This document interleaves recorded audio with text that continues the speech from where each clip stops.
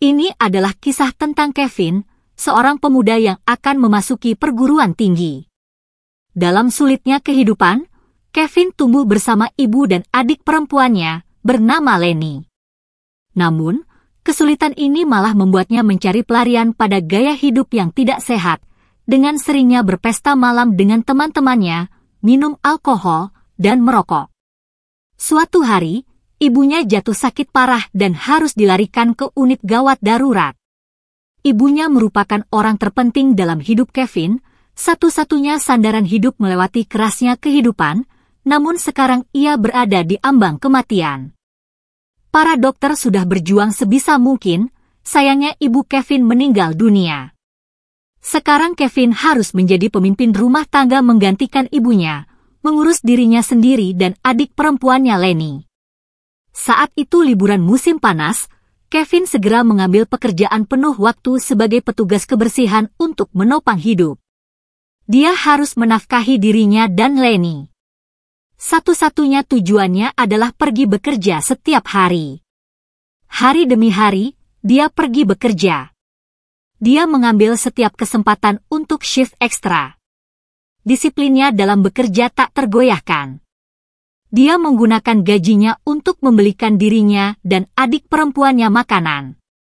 Dia tidak ingin memberitahu teman-temannya bahwa dia bekerja sebagai petugas kebersihan, jadi ketika mereka bertanya, apakah dia mau ikut pergi keluar di malam hari dan berpesta, Kevin akan menjawab pada teman-temannya bahwa dia harus mengajari adik perempuannya pelajaran sekolah dan harus memasak makan malam.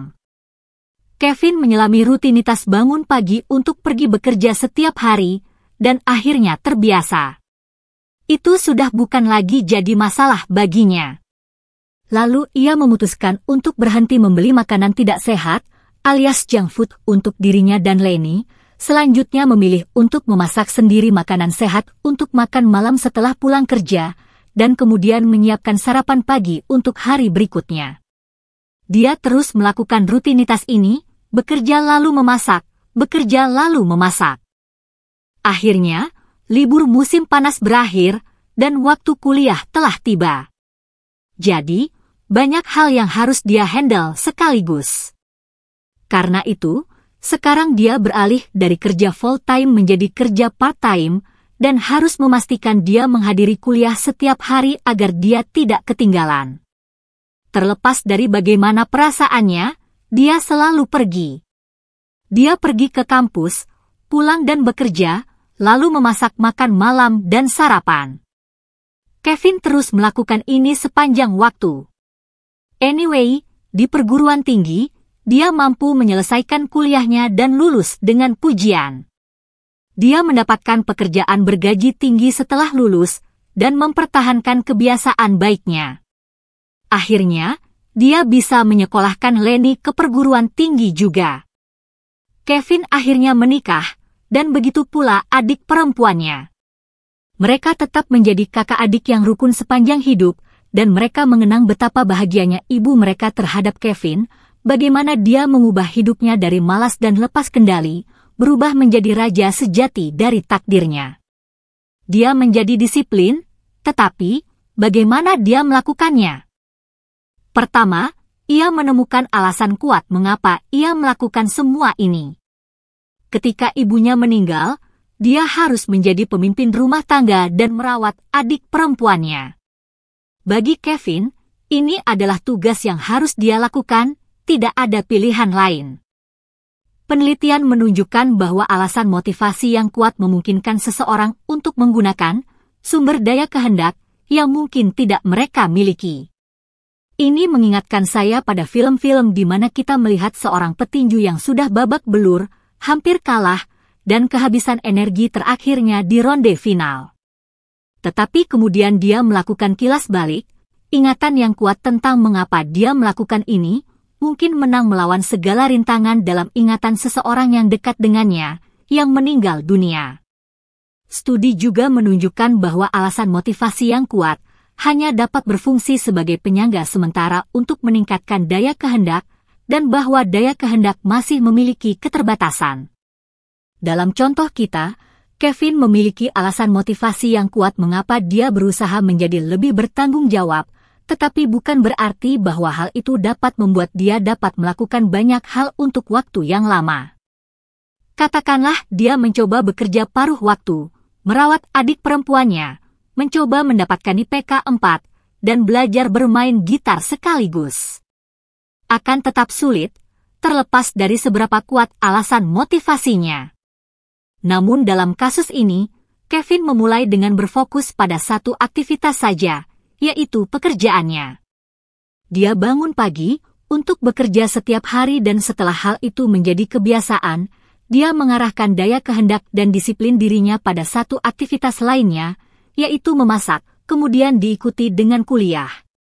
Dan itulah kuncinya, bijaksana dalam menggunakan disiplin diri kita, dan menerapkannya pada satu aktivitas saja sampai menjadi kebiasaan, sebelum beralih ke aktivitas lainnya yang akan kita jadikan kebiasaan juga.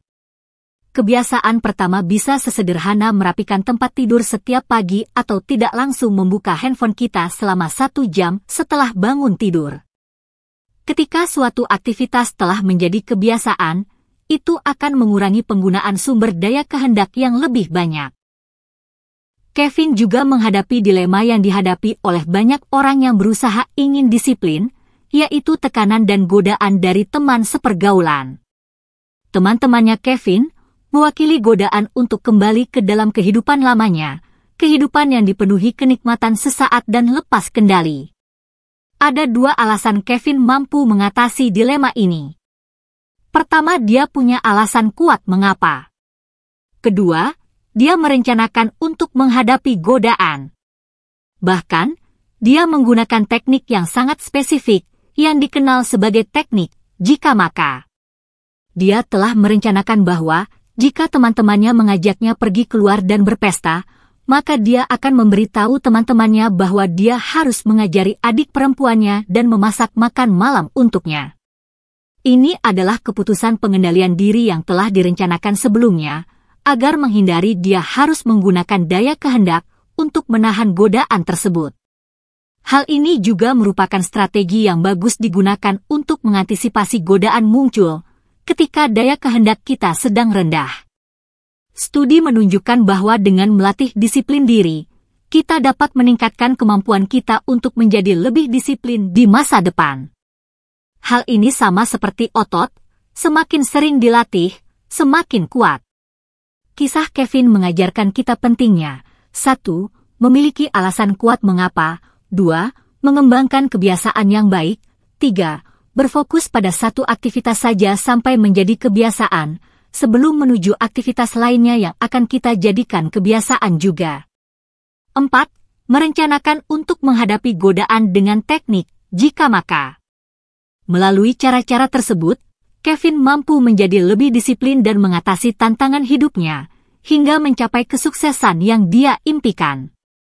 Akhir kata, motivasi itu bagus sebagai awalan, tetapi disiplinlah yang membuatmu mencapai tujuan.